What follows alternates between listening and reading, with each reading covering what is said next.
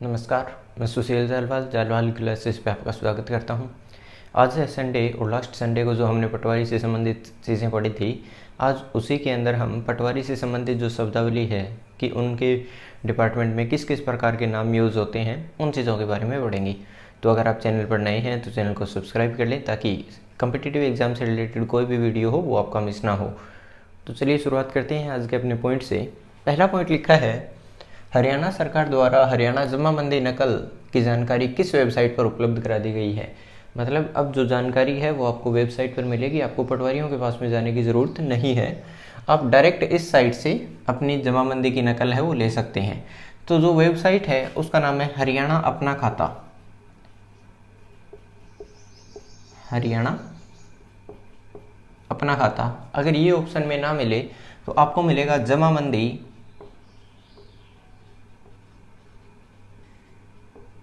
.nic.in।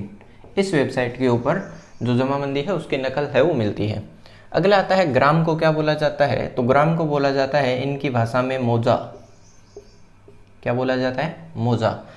गांव का बसा हुआ क्षेत्र, अब गांव होता है उसके अंदर आबादी होती है तो इसे बोला जाता है आबादी दे। आबादी दे। अगला है बिना आबादी का गांव। तो हमें पता है गांव को क्या बोला जाता है? मौजा। तो ये होगा मौजा बेचिराग। मौजा बेचिराग मतलब ऐसा गांव जिसके अंदर कोई आबादी ना हो, वो चीज मौजा बेचिराग। अगले आती है भूमि की मलकियत व बोने के अधिकारों की पुस्तक। मतलब ऐसी किताब जिसके अंदर जो मालिक है जमीन के उनके बारे में जो जानकारी होती है वो चीज क्या कहलाती है? आपको जमाबंदी।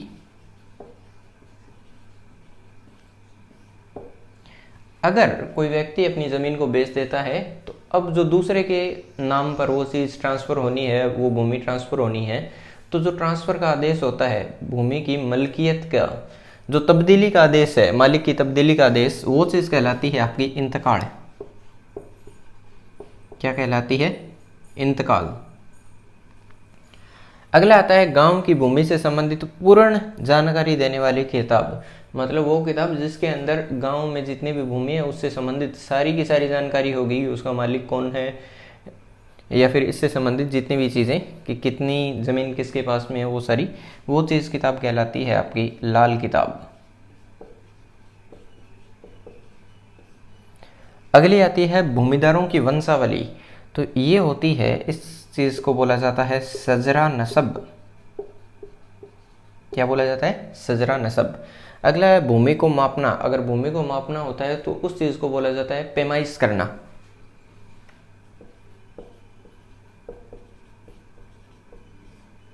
पैमाइश करना।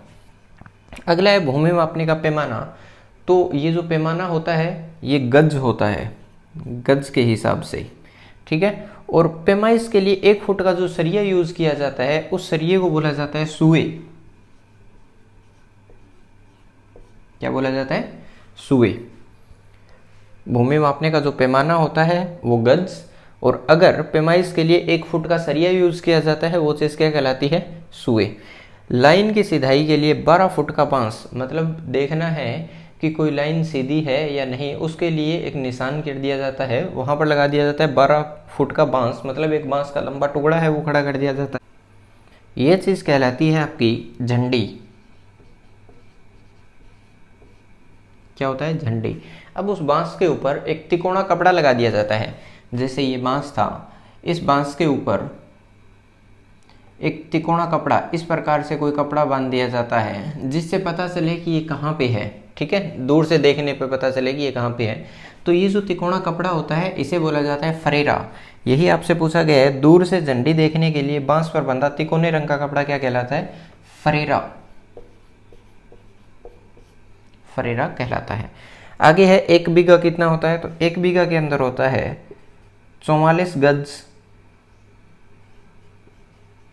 इंटू 44 गज, ठीक है। या फिर इसे स्क्वायर यार्ड भी बोला जाता है, ब्रैकेट में लिख देते हो स्क्वायर यार्ड। अगला है 1 एकड़ कितना होता है। तो 1 एकड़ के अंदर होता है 44 गज इंटू में 110 गज, या फिर हम कह सकते हैं स्क्वायर यार्ड। अगला है 1 हेक्टेयर। क्या लिखा है? 1 हेक्टेयर। यहाँ पे लिख देते हैं 1 हेक्टेयर। 1 हेक्टेयर होता है 100 मीटर इंटू में 100 मीटर, तो ये कितना हुआ टोटल? 10,000 मीटर, या फिर हम कह सकते हैं 10 किलोमीटर। तो ये 1 हेक्टेयर के बराबर होता है। इन चीज़ों को दोबारा देख लो। 1 बीघा कितना? 44 गज इंटू 44 गज।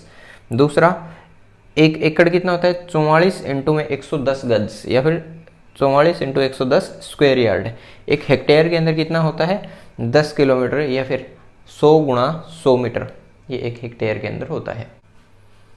अगला क्वेश्चन दिया है, बंदोबस्त के समय विस्तार पूर्वक तैयार की गई जमाबंदी क्या कहलाती है? तो ये कहलाती है मिसल हकीयत।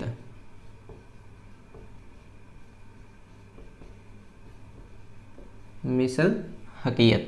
अगला है, जरीब की पड़ताल करने के लिए भूमि पर जो माप बनाया जाता है वो चीज होती है अड्डा।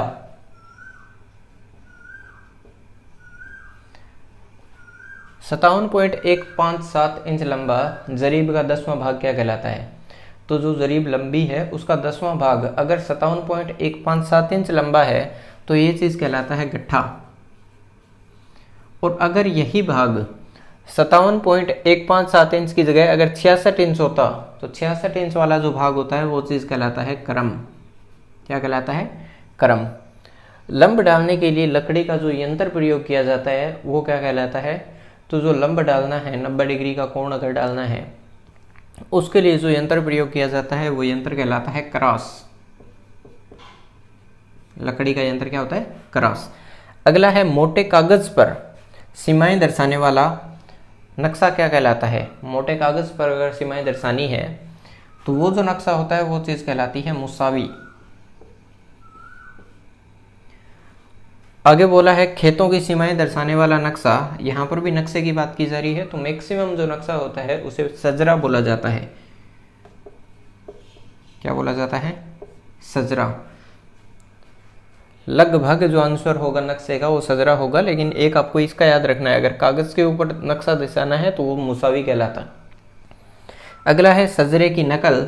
तो ये सजरे की नकल कहलाती है सजरा अक्स। सजरा अक्स। अगला है, खेतों का क्षेत्रफल की विवरण पुस्तिका, मतलब जिसमें खेतों के क्षेत्रफल के बारे में बताया गया है वो चीज कहलाती है फील्ड बुक। क्या कहलाती है? Field book. 25 किलो, जो 25 किले हैं उनका, या फिर 25 एकड़ बोल दिया जाए तो उसका एक समूह है, वो चीज क्या कहलाती है? मुरब्बा।